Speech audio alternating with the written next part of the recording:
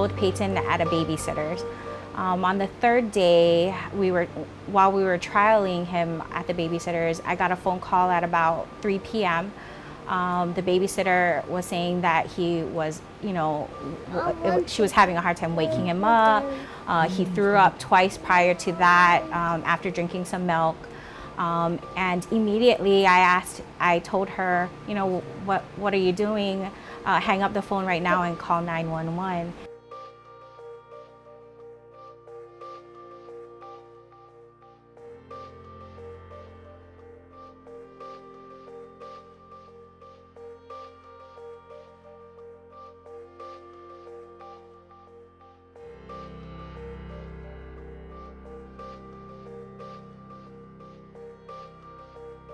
After Peyton underwent emergency surgery, he recovered in the neuro ICU at Queens Punch Bowl. It was then when a Kapiolani PICU doctor came by to assess him due to his injuries. They turned him over, noticed some bruising on his back, which was so-called finger-like bruising that they had mentioned.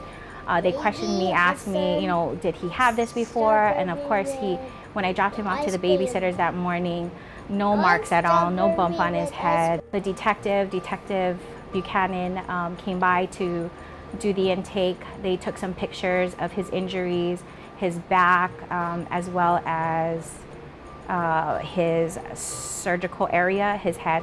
And then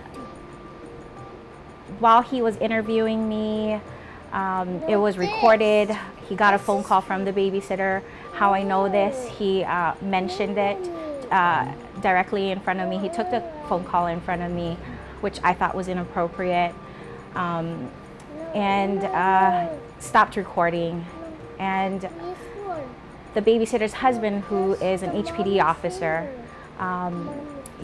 came on the phone. And how I know this as well is the detective mentioned to reassure his wife that she had nothing to worry about. It's just protocol for questioning.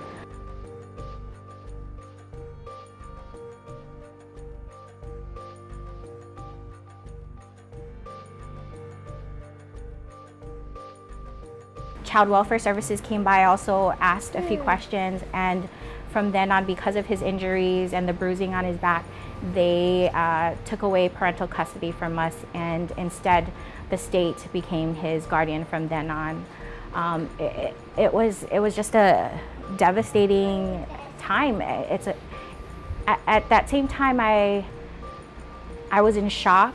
I was in disbelief. I really thought it was a nightmare. To have your custody taken away of your child, it was just the lowest point of our lives. Child Welfare Services continue to come by and tell us that you may not have custody of your son for a year at the very least. We were brought into family court to fight for custody.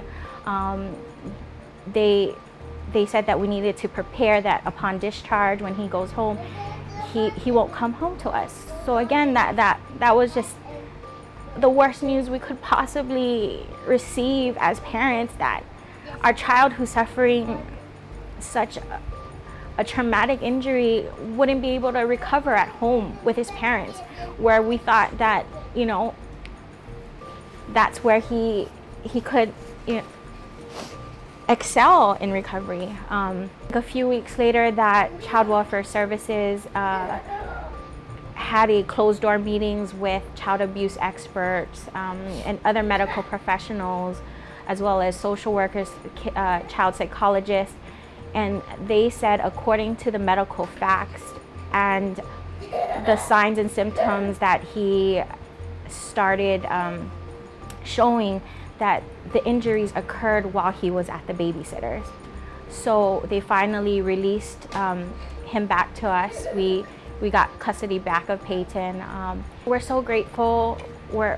We thank God that Peyton's recovered the way he has. Many of his doctors have said it's a miracle that he can see, he can walk, and it's just a miracle with how he's doing in general. And We just came from an appointment with his neurologist and his physiatrist, and they said he's recovering remarkably, and that there's really no signs of any deficits at this point, but he'll always have a very high risk of having seizures, because he did have some post-traumatic seizures in the ICU, which was secondary to his brain injury.